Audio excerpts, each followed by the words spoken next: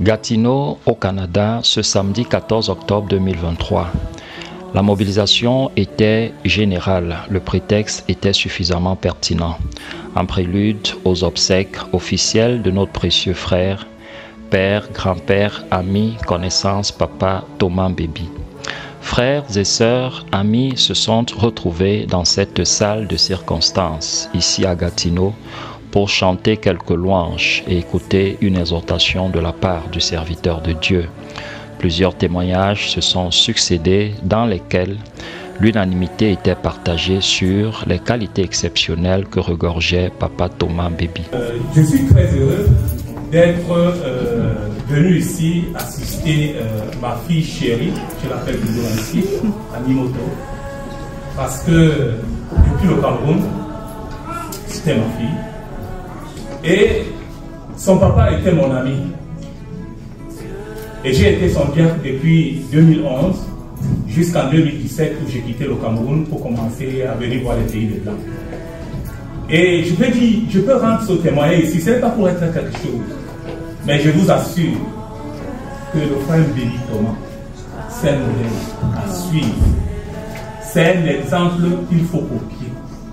Parce que c'est un frère qui n'a fait du tort à personne, à l'église, ni à son pasteur, ni même à ses diables. Mais cet homme m'a tellement beaucoup marqué qu'il était tellement effacé dans l'église que vous ne pouvez pas savoir qu'il y a un homme comme ça. Mais lui et moi, en fait, peut-être que aussi je l'ai marqué, et lui m'a beaucoup marqué, parce que c'était un bon écrivain. Je l'ai connu quand je suis venu à la foi, je l'ai trouvé dans la foi. Et son directeur, il avait le souci des autres. Son directeur à l'Énière de Bonamou Sadi était souffrant du rhumatisme. Et papa Mbébi Thomas a supplié son directeur que, chef, pardon, viens à l'église, on va prier pour toi. Mais son directeur, là, il est catholique, il ne peut pas venir dans l'église, mon frère. Papa Mbébi, c'était un homme exceptionnel. Par la grâce de Dieu, nous avons travaillé ensemble dans le cadre de Parole Créative Info Télévision. Comment je l'ai découvert? C'était un jour, je naviguais sur Facebook. J'ai constaté que ce papa avait l'habitude de faire des articles sur les cultes qui se passaient à l'église. Et comme nous avons un journal à l'église que nous animons et qui paraît toutes les semaines, alors j'ai été inspiré à l'inviter à rejoindre l'équipe Parole Créative Info Télévision et ce qu'il a accepté naturellement. Ce papa était vraiment dévoué à la tâche, à savoir faire les résumés de tous les sermons qui se passaient à l'église, le mercredi, le vendredi, le dimanche, et particulièrement les sermons de notre pasteur. Lorsque tu lisais un résumé de papa Mbébi, tu te retrouvais plongé dans l'histoire, comme si tu revivais le film de tout ce qui s'est passé à l'église, vraiment sans forcer. Vraiment, il avait un talent exceptionnel. En effet, chacun est arrivé sur cette terre avec un don. Mais les dons se surpassent. Comme vous voyez les 5 doigts. Chaque doigt a sa taille.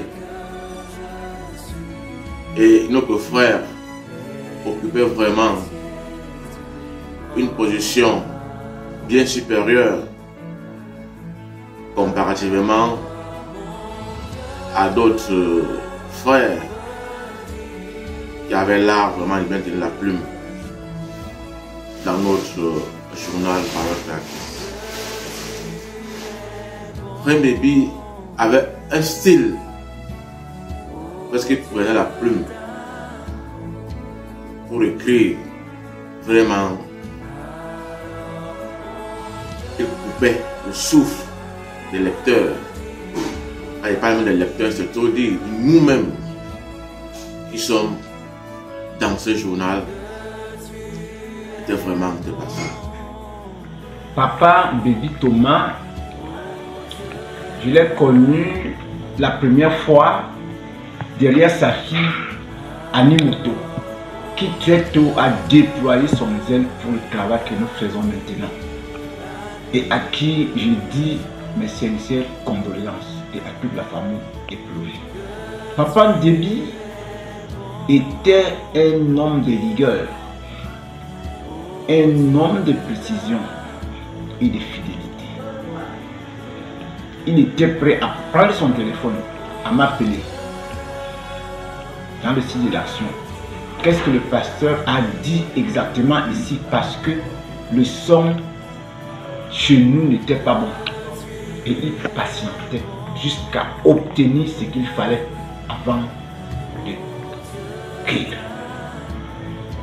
C'est vrai qu'il bénéficie aussi d'une bonne expérience parce qu'il a participé très tôt à la multiplication des brochures. À l'époque, on les travaillait sur ce principe. Avec cette même rigueur sur le travail du prophète William Marron Branham, c'est avec la même rigueur qu'il a travaillé avec notre pasteur, notre réel père, Bonga Samuel, dans sa vision. Malheureusement, le temps ne lui a pas permis d'exprimer si longtemps le tant de talent qui le collait à la peau. Bon vent, l'artiste. Parce que la plupart des vidéos où je suis passé, on avait tendance à nous confier la rédaction des rapports, le compte rendu, etc.